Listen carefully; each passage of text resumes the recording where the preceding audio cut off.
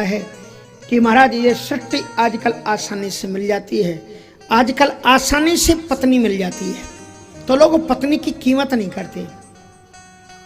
पहले कर्दम ऋषि ने तपस्या की अच्छी पत्नी पाने के लिए, तपस्या करनी पड़ती थी। इसलिए कर्दम ऋषि ने 1-2 दिन की तपस्या नहीं की, बहुत कठिन उन्होंने तपस्या की।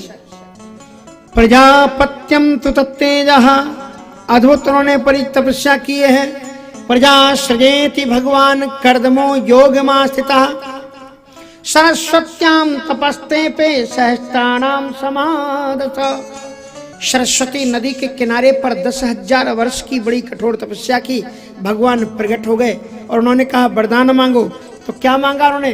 कहा तथा सचाहम पर बोधु कामः समान शीलाम ग्रह मेहदेनुम उपेयवान मूलम शेष मूलम दुराशया काम दुभंग पश्य। महाराज ऐसी हमें पत्नी दो जो हमारी कुल परंपराओं की रीति रिवाज को आगे निर्वहन करे। समान शीलम, मेरे से स्वभाव मिलता जुलता हो, ऐसा ना हो कि मैं जाऊं पूरब को तो वो जाए पश्चिम को। हाँ, एक श्रीमती जी का नियम था कि पतिदेव जो कुछ कहें एकदम उल्टे चलना। उन्होंने कहा कि कल हमको थोड़ा सा और ही जाना है, जल्दी उठ करके 5 बजे चाय बना देना, खुद ही बना के पी लेना, हमें फुर्सत नहीं है। जो जो पतिदेव कहें बिल्कुल ठीक उल्टा करती थी। एक दिन क्या हुआ, वो न्यूज पेपर पढ़ रहे थे, न्यूज पेपर में छपा हुआ था कि जमुना जी में बाढ़ खूब आई है। उन्होंने श्रीमती जी को मना किया कि जमुना जी मत जाना, और सुनो तुम्हारी आदत उल्टी है, जिसको मना करें तुम जरूर करती हो, अगर तुम धोखे से चली ही जाओ तो ज्यादा गहरे में मत जाना। बड़ी पतिव्रता नारी थी, पतिदेव जो कुछ कहें, जो मना करें जरूर करती थी उसको। पतिदेव गए और उनका मना क्यों किया, मैं कहाँ रोज जमुना जी जाती हूँ, चली गई जमुना जी। पर वहां पहुंच करके याद आया कि उन्होंने कहा था अंदर मत घुसना, सो अंदर घुस गई। जमुना जी को बड़ा अच्छा लगा, कितनी पतिव्रता नारी है, इसको तो अपने साथ में ले चलना चाहिए, सो बाहर ले गई अपने साथ। अब महाराज घाट पर खड़े हुए जो लोग थे, उन्होंने उनके पतिदेव को फोन किया कि श्रीमती जी आपकी आई थी, वो जमुना जी में बह गई। बेचारे स्कूटर दबा करके वहां पर पहुंचे और खड़ा करके खोजने लगे पत्नी जी को। तो जहां धारा बह करके जा रही थी उधर नहीं खोज रहे थे, उल्टी धारा में खोज रहे थे। बोले भैया वो बह करके तो क्या कर रहे हैं? बोले पत्नी बह गई, उन्हें खोज रहे। तो बोले उधर खोजो ना जहां धारा बह करके। हाँ, वो कभी सीधी तो चली नहीं है, इसलिए वो बहेंगी भी सीधी नहीं, वो बहेंगी भी उल्टी ही, इसलिए इधर को खोज रहे। इसलिए ऋषि ने वरदान मांगा समान शीलाम ग्रह में धेनु उपेयवान मूल मशेष। ऐसे महाराज को भगवान ने यह वरदान दिया कि आप चिंता मत करो, अभी श्रेष्ठतम राजा महाराज मनु अपनी प्रियतमा अत्यंत श्रेष्ठतम पुत्री देवहूति को लेकर के आ रहे हैं, आप उन्हें स्वीकार कर लेना। महाराज मनु वहां पर आए हैं और महाराज मनु ने अपनी उनकी जो 3 बेटियां थीं, आकुतिर देवहूतिश्च प्रसूतिति विश्रुता। देवहूति जो मध्यमा बेटी थी उसका विवाह उन्होंने ऋषि के साथ में किया है। और अगर आपको गृहस्थ जीवन का उदाहरण पढ़ना हो तो मैं डंके की चोट से कहता हूं, श्रीमद् भागवत में देवहूति और कपिल देव जी का, देवहूति और कर्दम ऋषि का जो चरित्र है, ऐसा चरित्र आपको दुनिया में नहीं मिलेगा। महाराज कर्दम ऋषि ने विवाह के पहले लड़की से एक शर्त रखी, लड़की के बाप से और लड़की से, कि महाराज मैं विवाह करने के लिए तैयार हूं, लेकिन मेरी एक शर्त है कि चतुर्थावस्था आने पर, जो इनको संतान हो जाएंगी, बच्चे थोड़े बड़े हो जाएंगे, मैं तपस्या करने के लिए इन्हें छोड़ करके वन को चला जाऊंगा। देवहूति पढ़ी लिखी थी, उन्होंने कहा यह तो हमारी शास्त्रीय पद्धति है, हम आपके इस वचन को स्वीकार करते हैं। पितृभ्याम प्रस्तुते स्वाधि पतिविंगित कोविदम, अत्यंत दिव्य। ध्यान रखना, जो स्त्रियां पतिव्रत धर्म का पालन करती हैं और जो पुरुष लोग धर्मपरायण जीवन जीते हैं, उनके घर में ही भगवान आते हैं। इनके जो श्रेष्ठतम पुत्र के रूप में अवतरित हुए, ये ऐसे वैसे ऋषि नहीं थे। अपनी पत्नी को प्रसन्न करने के लिए, क्योंकि ये मतलब नहीं कि केवल पत्नी दिन रात खटती रहे तुम्हें प्रसन्न करने के लिए, पति का भी कर्तव्य बनता है कि समय समय पर पत्नी की भी प्रसन्न हो ऐसा कुछ काम करे। प्रियायाः प्रियमनवीक्षण कर्दमो योगमास्थिता विमानम कामकम छत्तस्तरीय वाविरचीकृत। अपनी पत्नी के लिए दिव्यतम विमान उन्होंने कामक विमान प्रकट किया। जो कामना करो सारे भोग उपलब्ध उस विमान में उपलब्ध थे। स्नानगार अलग बना हुआ था, सरोवर अलग, स्विमिंग पूल अलग बने हुए थे, उसमें विहार स्थलियां अलग थी, झूले अलग लगे हुए थे। ऐसे भिन्न भिन्न प्रकार के बाग बगीचे सारे चीजें। आजकल के क्या क्रुज की यात्राएं निकालेंगे जो महाराज ऋषि ने निकाल दी, क्रुज की यात्रा, सारी सुविधाएं उसमें उपलब्ध थी।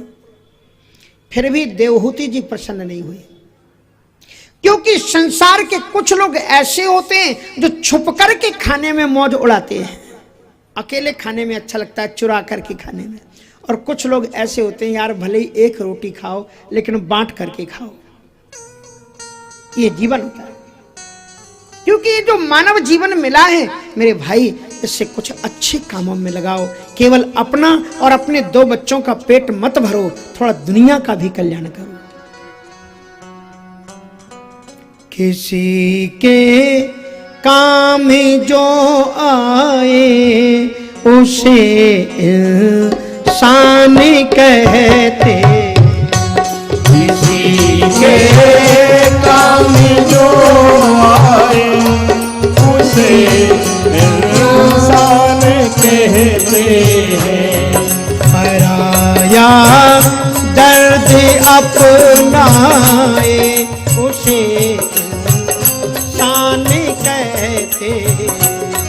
पराया दर्द अपनाए उसे इंसान कहते हैं। किसी के काम जो आए उसे इंसान कहते। किसी के काम जो आए उसे इंसान कहते हैं।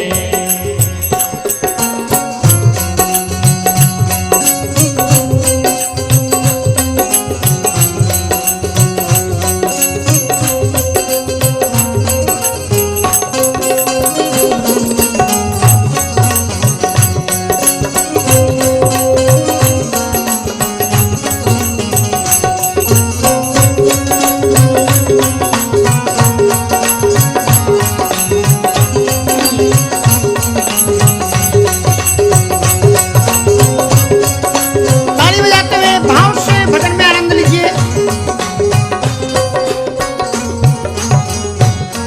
कभी धनवान है कितना, कभी इंसान निर्धन है।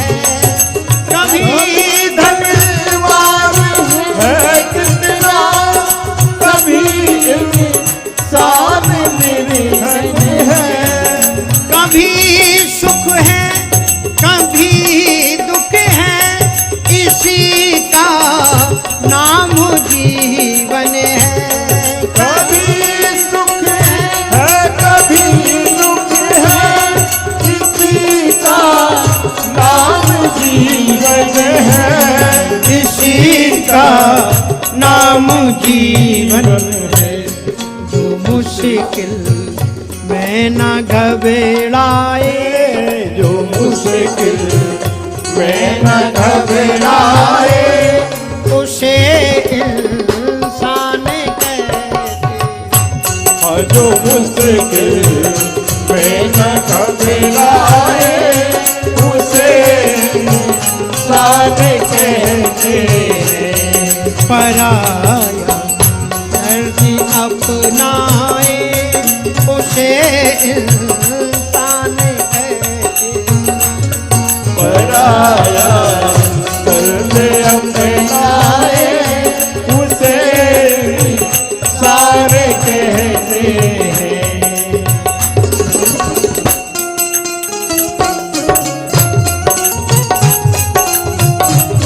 हरि बोल।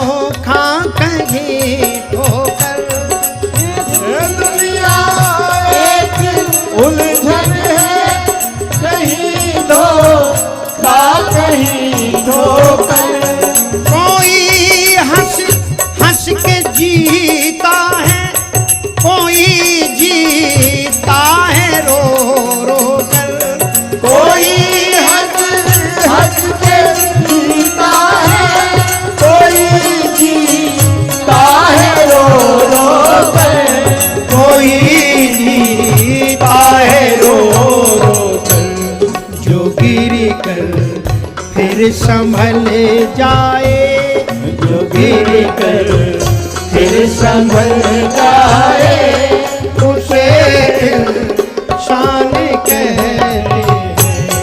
जो गिर कर फिर संभल जाए, उसे शान कहते हैं।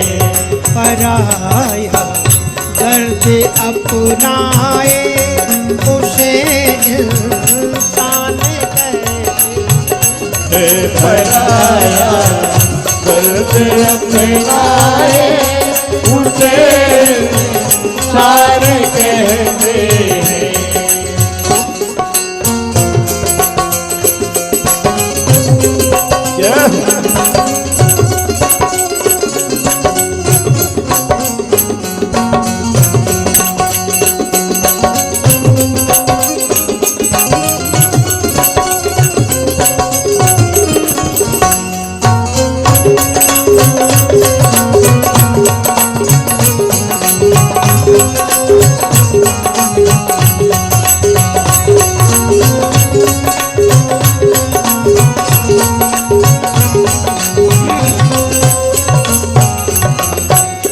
अगर गलती रुलाती है तो राहें भी दिखाती है। अगर गलती रुलाती है तो राहें भी दिखाती है। बशर गलती का पुतला है जो अक्सर हो ही जाती है। बशर गलती का पुतला है, अक्सर हो ही जाती है। जो अक्सर हो ही जाती है। जो करे ठीक गलती को, जो करे ठीक गलती को, उसे शान कहते हैं। जो करे ठीक गलती को, उसे शान कहते हैं। पराया दर्द अपनाए, उसे इंसान कहते हैं। पराया दर्द अपनाए, उसे शान कहते हैं।